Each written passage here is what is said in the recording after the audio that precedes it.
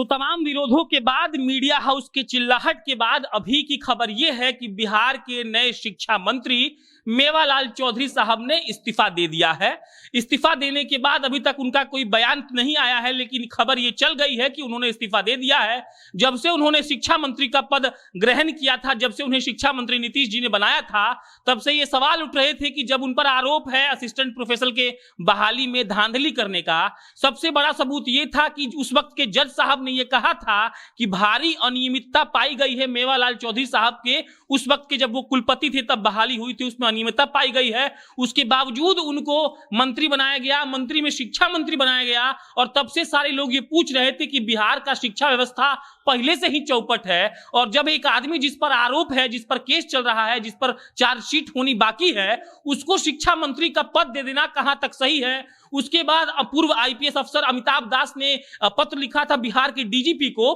कि मेवालाल चौधरी जी की पत्नी के निधन में जांच होनी चाहिए, क्योंकि ये जांच बहुत जांच जरूरी जांच है, इसलिए क्योंकि इस पर सवाल उठ रहे थे कि मेवालाल चौधरी जी की शायद इसमें संलिप्तता है, क्योंकि जिस परिस्थिति में उनकी मौत हुई थी जल जाने के कारण, वो सवाल खड़े कर रहे थे। ये सवाल इसलिए भी खड़े हुए क्योंकि 2010 से 15 तक उनकी पत्नी थी वहां से विधायक, उसी सीट से वो 15 में जीत कर आए, 20 में फिर जीते, और जब उनको शिक्षा मंत्री बना दिया गया तो उस वक्त से ये सवाल उठ रहे थे कि मेवालाल चौधरी जिस पर भ्रष्टाचार का आरोप है, जिन पर 124 असिस्टेंट प्रोफेसर के धांधली का आरोप है, उनको शिक्षा मंत्री का पद दे देना कितना सही है। और अभी की तुरंत खबर ये आ रही है कि शिक्षा मंत्री के पद को ग्रहण करने के बाद कल शाम में याद रहे नीतीश कुमार जी ने उनको बुलाया था अपने एक मार्ग आवास पर, और वहां पर मेवालाल चौधरी गए थे। उनसे क्या बात हुई थी ये मीडिया में बाहर नहीं आ पाया, लेकिन उनसे मिलने के बाद अभी खबर आ रही है कि मेवालाल चौधरी जी ने इस्तीफा दे दिया है। ये उन मीडिया वालों की जीत है जो लगातार उन पर खबर चला रहे थे, ये बता रहे थे कि मेवालाल चौधरी पर कितने आरोप हैं, ये समझा रहे थे कि शिक्षा मंत्री बिहार का किसी पढ़े लिखे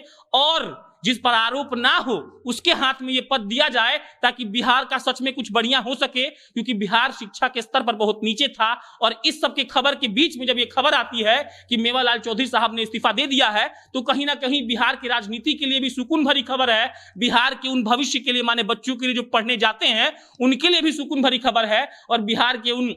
मीडिया हाउसेस के लिए बड़ी खबर है जो लगातार इस बात को उठा रहे थे। ये बता रहे थे कि पूर्व जज साहब थे, उन्होंने ये लिख कर दिया था कि मेवालाल चौधरी साहब के जो धांधली है उसमें अनियमितता पाई गई है। और उस वक्त के तत्कालीन राज्यपाल माने कि रामनाथ कोविंद साहब, जो बिहार के तत्कालीन राज्यपाल थे उस वक्त, उन्होंने अनुशंसा की थी कि उन पर केस हो। सबौर विश्वविद्यालय में जो कांड उन्होंने किया था उस पर केस हुआ, एफआईआर दर्ज हुआ, केस चल भी रहा था, 2 आदमी की गिरफ्तारी हुई, लेकिन हाई कोर्ट से उनको अग्रिम जमानत मिल गई थी, इसलिए उनकी गिरफ्तारी नहीं हुई थी और अभी ये केस बंद नहीं हुआ है। इसी के चलते जब उन पर सवाल उठ रहा था कि मेवालाल चौधरी साहब को कब बर्खास्त किया जाएगा, तो इससे बढ़िया यही हुआ कि उन्होंने इस्तीफा दे दिया। खबर हमने आपको बता दिया, बाकी अन्य कोई अपडेट आएगा तो बताएंगे। मेरा नाम प्रशांत राय है, कैमरे की वजह सौम्या राठी खड़ी हैं, आप जनता नेशन देख रहे थे। बहुत बहुत धन्यवाद।